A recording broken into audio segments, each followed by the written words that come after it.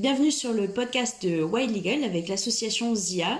Former, pratiquer, appliquer, ce sont les objectifs de l'association Wild Legal qui s'engage pour la reconnaissance des droits de la nature, du crime d'écocide et des limites planétaires. Nous sommes aujourd'hui à Saint-Mandrier-sur-Mer, une belle commune du Var dans le sud de la France, en compagnie de Jean Renan, coprésident de l'association ZIA. Bonjour Jean Renan. Bonjour Marine. Est-ce que tu peux te présenter, Jean Renan, s'il te plaît? Alors je suis le coprésident de l'association ZEA, comme tu l'as dit. J'ai une formation de journaliste et je suis depuis une dizaine d'années militant sur la cause écologiste, particulièrement sur les océans, la protection de l'océan. Et du climat aussi. Et du climat, puisque protéger l'océan, c'est protéger le climat et les deux combats sont liés. Du coup, est-ce que tu peux nous présenter ZIA qui est né un peu de tout ça aussi, c'est ça? Voilà, c'est une association qu'on a créée avec Olivier Dubuquois qui est géographe et qui a mené des luttes contre les permis pétroliers en mer globalement depuis 2010-2012 et qui mène une lutte contre la pollution des baux rouges dans les calanques de Marseille et à terre, dossier que l'on va développer aujourd'hui. Alors c'est une pollution qui est très, très ancienne puisque l'usine Alteo, qui s'appelle Alteo maintenant mais qui s'appelait Péchinet avant à Gardanne, donc dans les Bouches-du-Rhône, est une usine de transformation de bauxite en alumine. Donc à la base pour faire de l'aluminium et maintenant pour faire des alumines de spécialité qui rentrent dans la composition de divers objets, des réfractaires, des objets high-tech comme les écrans tactiles que l'on a tous dans notre poche. Et cette usine, quand elle traite la bauxite, qui avant venait de Provence, puisque le village des Baux-de-Provence s'appelle comme ça à cause de la bauxite, on avait cette bauxite à disposition. On a construit une usine de fin du 19e siècle. Et on transformait la bauxite par le procédé Bayer qui en gros génère 50% de produits, donc l'alumine, et génère 50% de déchets qui sont ce qu'on appelle les baux rouges.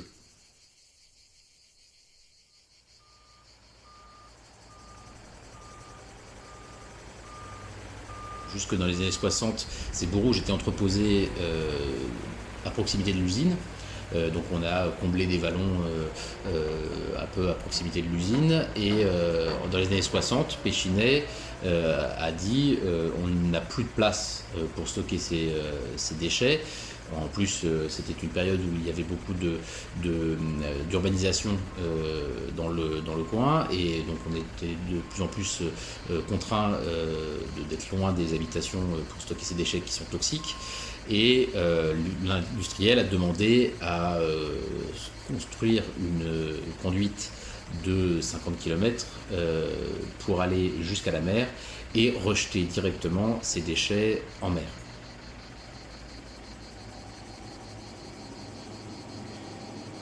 Donc ces déchets sont rejetés en mer depuis 1966 à raison de 300 000 tonnes de déchets par an.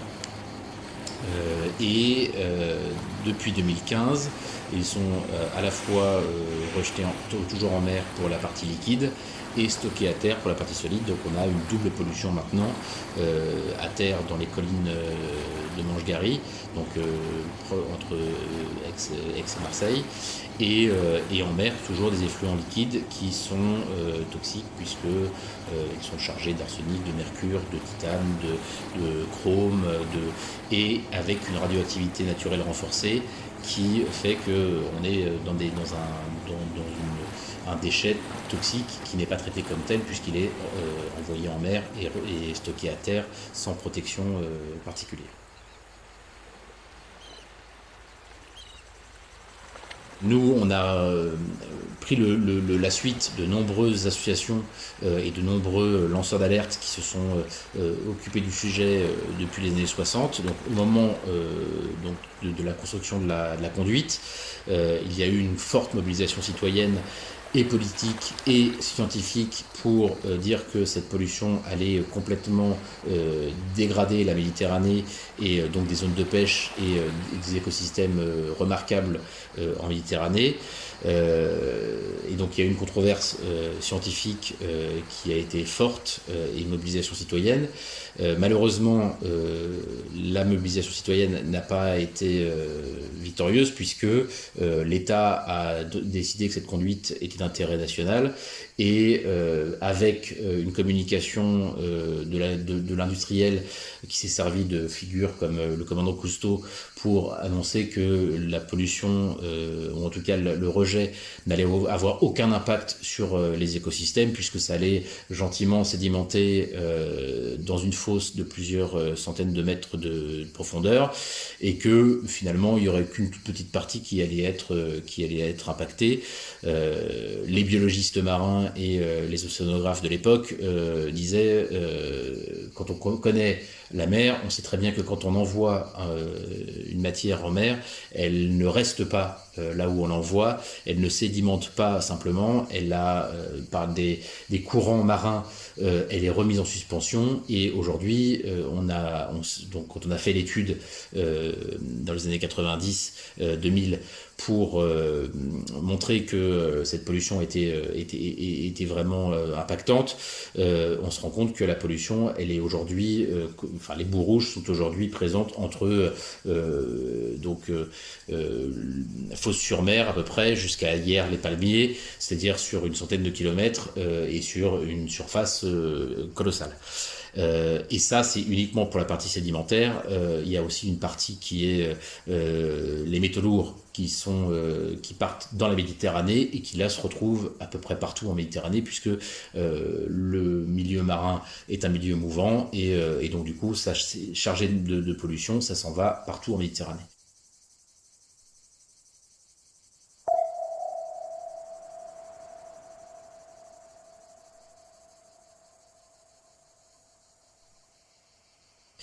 Donc on a récupéré cette lutte dans les années 2010 et normalement il y avait une décision d'arrêter le rejet en mer en 2015 puisqu'il y avait la constitution du parc national des Calanques qui s'est créée en 2013 et donc il devait y avoir un arrêt total de cette pollution. Pour des intérêts économiques et des intérêts entre guillemets d'emploi, le Premier ministre de l'époque, Manuel Valls, a tranché en faveur de le ministre de l'économie de l'époque, qui était Emmanuel Macron, contre le ministre de l'écologie de l'époque, qui était Ségolène Royal, qui elle souhaitait la fin des rejets. Et donc ils ont eu une dérogation pour continuer à polluer pendant 6 ans. On se rend compte au bout de 5 ans qu'on est loin d'avoir terminé avec cette pollution puisque en 2020, la partie liquide qui est rejetée en mer est toujours au-dessus des normes autorisées par des conventions internationales comme la Convention de Barcelone, qui est une convention qui a été signée par la France évidemment et par tous les pays riverains de la Méditerranée pour limiter la pollution en Méditerranée. Et donc la pollution par les boues rouges est complètement illégale au regard de cette convention internationale puisqu'il y a encore des rejets au-delà des normes autorisées.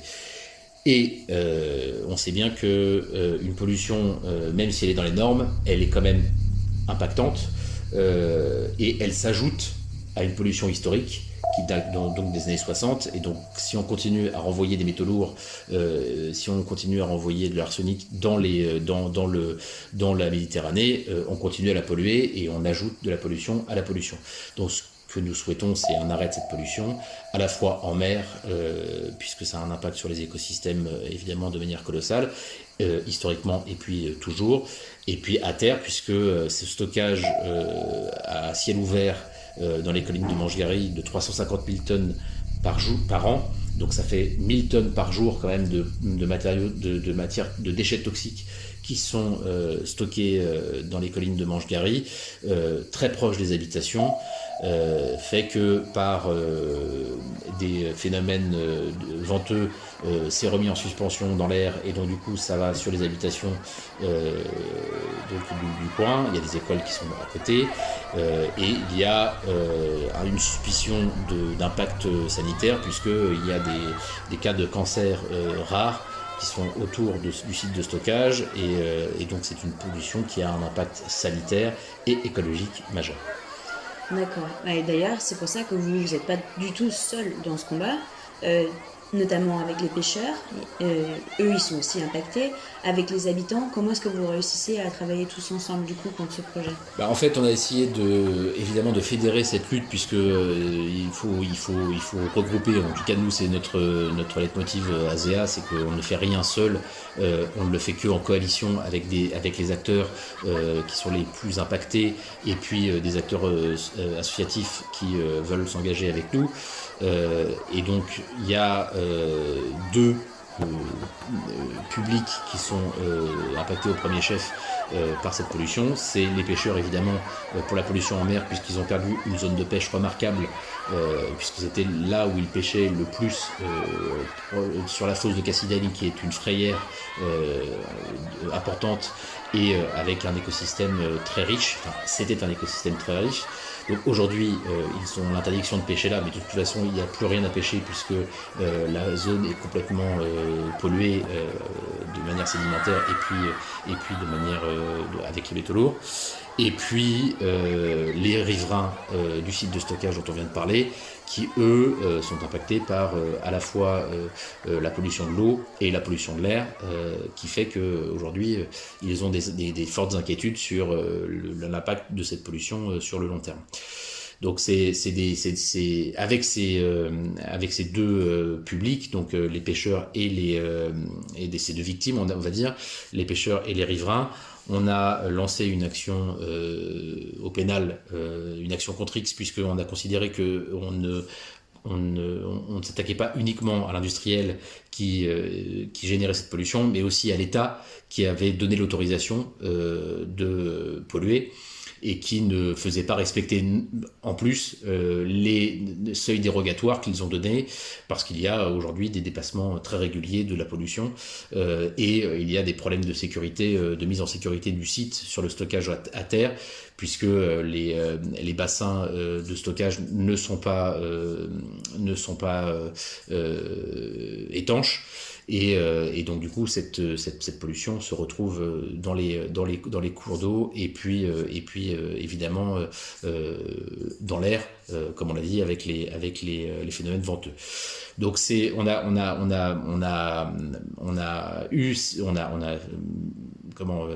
porté plainte contre X en 2018 contre cette industrie et l'État pour mise en danger de la vie d'autrui et atteinte à l'environnement, et cette plainte a été déclarée recevable puisque deux juges d'instruction aujourd'hui sont chargés de l'enquête pour pouvoir décider si en effet les responsables de l'État et de l'industriel savaient sciemment qu'ils polluaient un milieu et savaient sciemment qu'ils mettaient en danger la vie d'autrui, et ont continué à le faire pour des raisons uniquement économiques. Vous avez aussi fait d'autres recours, notamment sur justement les autorisations de polluer.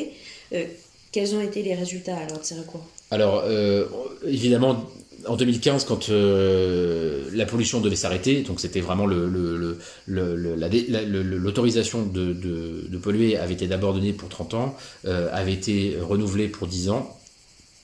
Mais en 2015, il était dit de toute façon dans tous les documents que la pollution s'arrêterait et imposerait à l'industriel d'avoir fait des investissements pour pouvoir traiter ces effluents et ne pas les rejeter en mer. Ce qui aurait été possible de faire s'il avait fait l'investissement nécessaire dans les temps. Et pareil, un stockage à terre qui soit dans des conditions beaucoup plus pertinentes écologiquement et sanitairement. Sauf que l'industriel n'a pas fait ses investissements depuis 66 et puis après 96. Et donc du coup a demandé à l'État en 2015 de renouveler l'autorisation de polluer. Et puis donc l'État s'y est plié et le préfet a donc fait une dérogation pour pouvoir polluer en mer et à terre.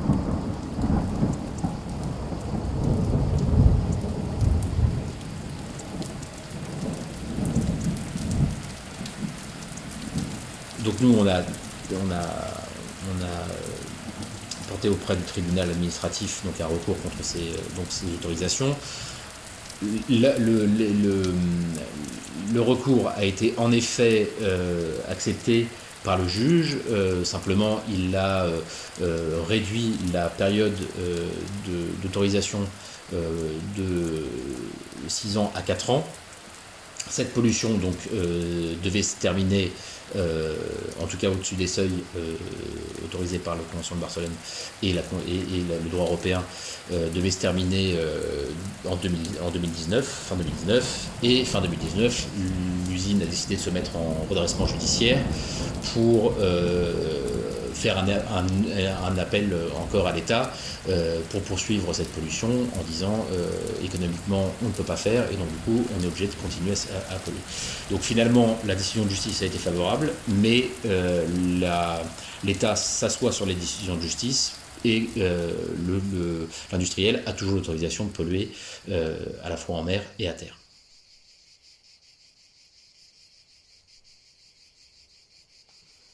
Bon, et ben donc du coup, ça nous explique pourquoi est-ce qu'on en est à réfléchir à cette collaboration entre Wild Eagle et ZEA. Merci beaucoup pour la présentation.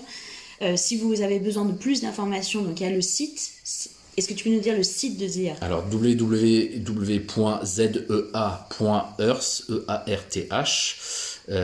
donc vous avez les informations évidemment sur nos différentes campagnes, et puis on a un dossier sur les boues rouges qu'on est en train de constituer avec Wild Eagle pour justement avoir toutes les informations nécessaires pour pouvoir traiter ce cas.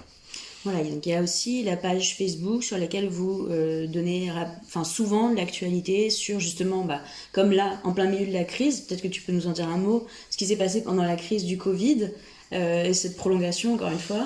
Voilà, donc fin 2019, l'entreprise se met en redressement judiciaire, arguant de problèmes économiques exceptionnels qui ne sont pas explicables par un retournement de marché à l'époque.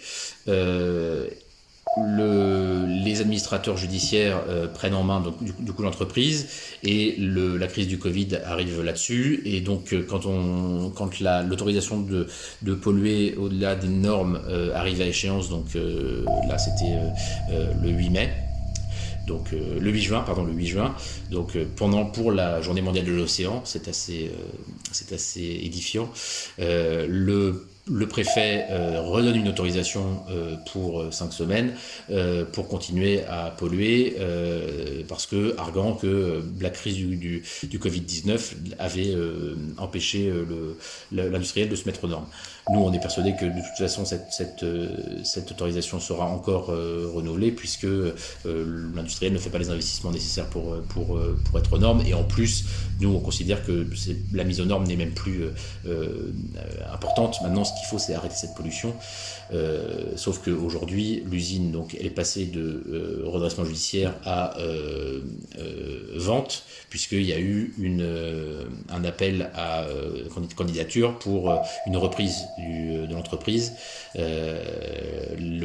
L'actionnaire de l'entreprise ne souhaitant plus investir dans cette entreprise, c'est un fonds d'investissement américain qui finalement a fait la bascule sur son investissement au bout de 5 ans et souhaite s'en désengager pour se désengager de cette pollution et se désengager de cet outil industriel complètement obsolète. Ça, c'est vraiment super intéressant parce qu'en fait, on voit que donc, pendant la crise, c'est un exemple parfait du détricotage en cours du droit de l'environnement, hein, des normes qu'on affaiblit.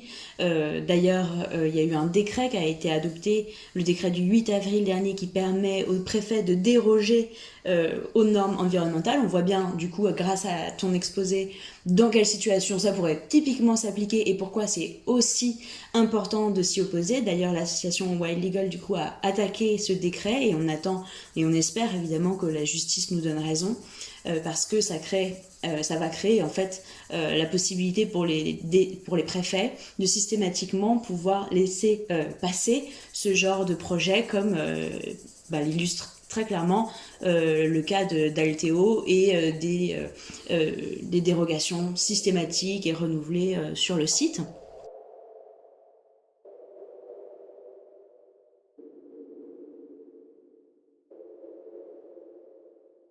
Ce qu'on voit donc, et qui est un peu en ce moment partout en France, c'est un affaiblissement des normes environnementales, et notamment là avec la période de la crise qui s'annonce, on a peur évidemment que ça aille toujours de plus en plus loin.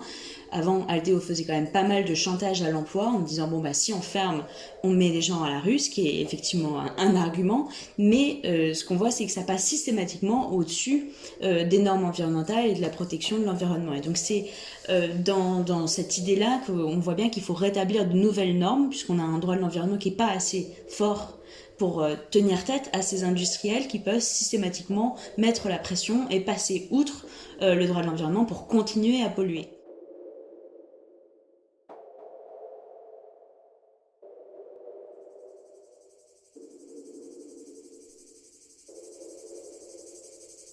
Et donc c'est là que finalement ce partenariat entre ZIA, typiquement sur place, sur le terrain, mobilisé depuis des années, et Wild Legal, qui est une association qui a des visées juridiques pour faire connaître de nouveaux concepts tels que les droits de la nature, le crime d'écocide et les limites planétaires, trouve tout son sens.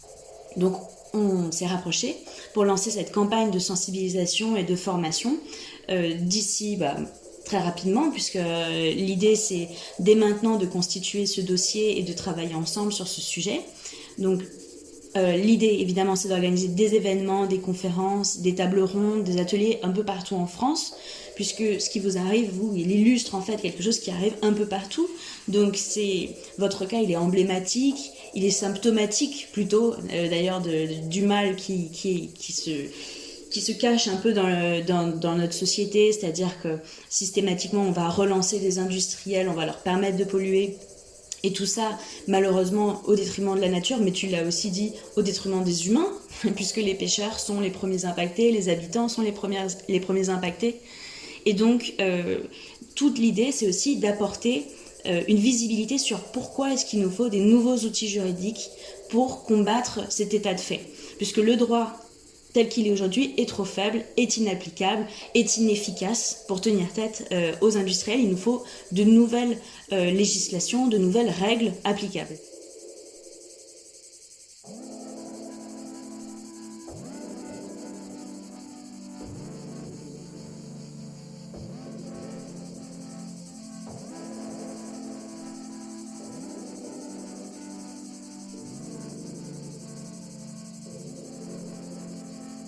C'est toute l'idée du programme Wild Legal, notamment à l'intérieur de ce programme universitaire qu'on lance à destination des étudiants en droit notamment, mais aussi en sciences politiques ou dans d'autres sciences qu'on retrouve à la fac.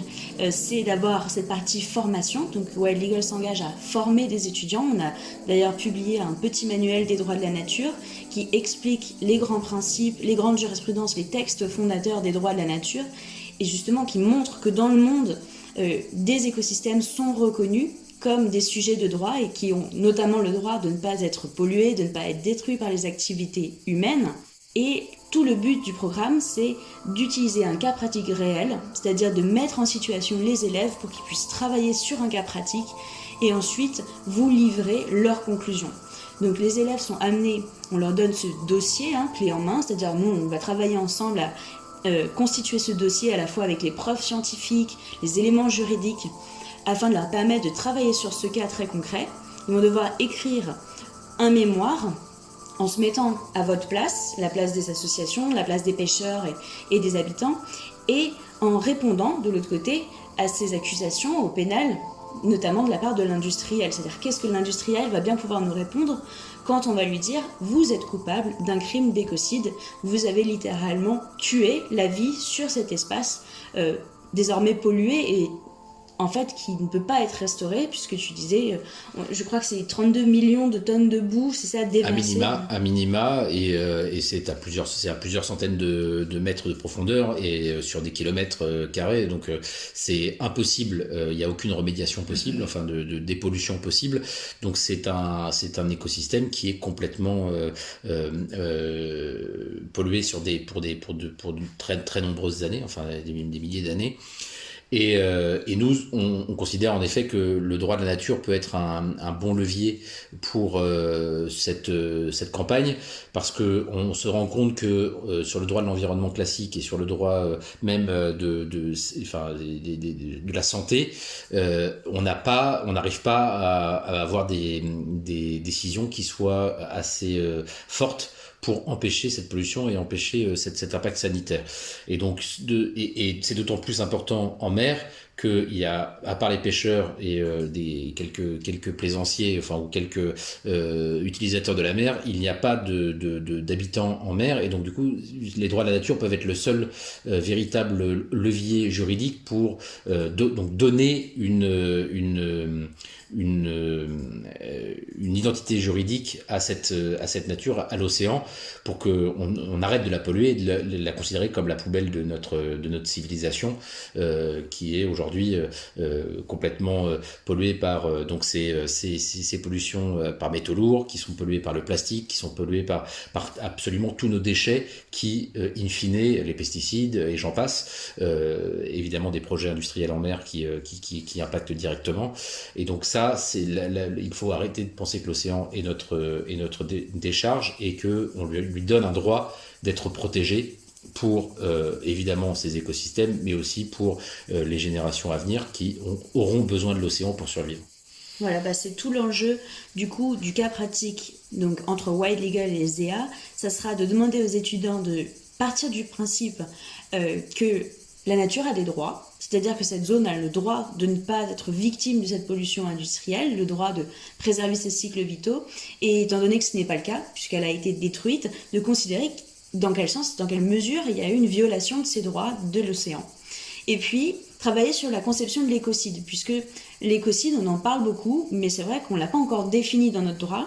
À 2 reprises, malheureusement, le Parlement a rejeté les différentes propositions de loi qui ont été formulées. On travaille sur un texte de loi qui définit l'écocide par rapport à la violation des limites planétaires.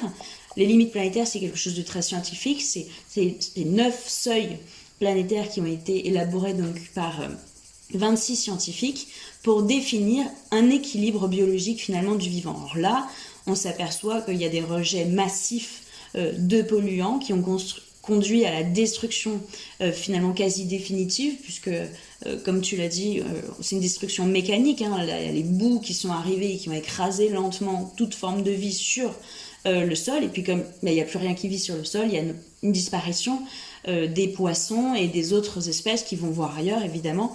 Donc, en fait, comment on travaille grâce à ces nouveaux concepts scientifiques pour établir des règles qui sont basées non pas justement sur des raisons économiques, mais vraiment sur des raisons scientifiques, et dire là on est en présence d'un écocide, il s'agit donc d'un crime, puisque pour nous l'écocide est quelque chose qui relève du pénal, c'est-à-dire les crimes les plus graves qui portent atteinte aussi à l'équilibre de notre société.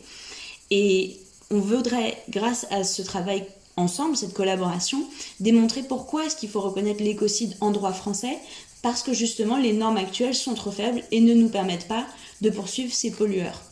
Et donc, in fine, tout ce travail qu'on va faire ensemble, et avec les universitaires bien sûr, vous sera livré, vous sera donné pour enrichir justement le plaidoyer de ZEA, aider les associations sur place à se faire entendre, et puis globalement aussi aider à renforcer, à préparer le terrain pour que nos députés, nos sénateurs, les citoyens comprennent tout l'intérêt de reconnaître l'écocide dans le droit français.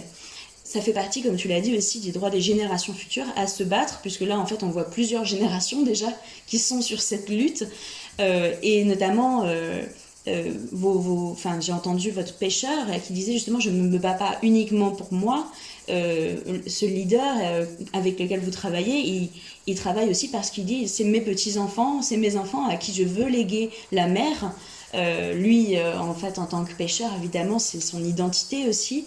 Et donc, travailler sur ce concept des générations futures, comment est-ce que dans le droit, on peut demain défendre le droit des générations futures à ne pas subir ce qu'on est en train, malheureusement, de leur préparer comme terrain avec nos activités industrielles aujourd'hui.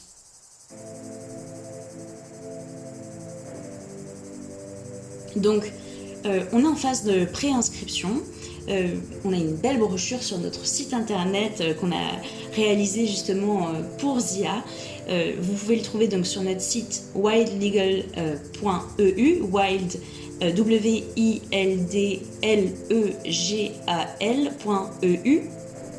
Et si vous êtes donc un universitaire, si vous êtes professeur de master, si vous êtes un élève, n'hésitez pas à nous contacter si vous êtes intéressé pour participer au programme par notre adresse mail de contact, donc c'est contact@wildlegal.eu. Et pour vous inscrire à ce programme, donc, on vous mettra en lien ensuite donc avec les responsables du programme pour vous donner le sujet, pour organiser la formation à ces nouveaux concepts dès la rentrée, dès septembre ou octobre selon votre calendrier universitaire, pour vous permettre ensuite d'avoir toutes les bases théoriques qui vous permettront de traiter le cas pratique et de venir en aide à ZIA et aux associations locales. Si vous êtes par contre pas étudiant en droit, c'est pas grave, puisque comme vous voyez, ils ont besoin de soutien. Les associations locales s'engagent évidemment, donc évidemment si vous voulez être bénévole et rejoindre l'association ZIA, n'hésitez pas à les contacter. Vous pouvez également vous inscrire à leur page Facebook pour relayer les informations tout simplement et contribuer par exemple en faisant un don, parce que en fait c'est aussi souvent le nerf de la guerre, face à des gros industriels, c'est important. Ou tout simplement organiser un événement près de chez vous, faire connaître ce cas auprès du public, parler des droits de la nature, vous l'approprier dans vos luttes, peut-être près de chez vous, et faire connaître ce sujet tout simplement au public le plus large possible pour renforcer la lutte au niveau local, au niveau national et international. Donc n'hésitez pas à prendre contact avec les associations. Et merci beaucoup pour ta présence, Jean-Renan, pour les explications. Merci Marine, et puis on vous attend nombreux pour traiter ce cas en 2020-2021. Voilà, merci beaucoup, Merci. Au revoir.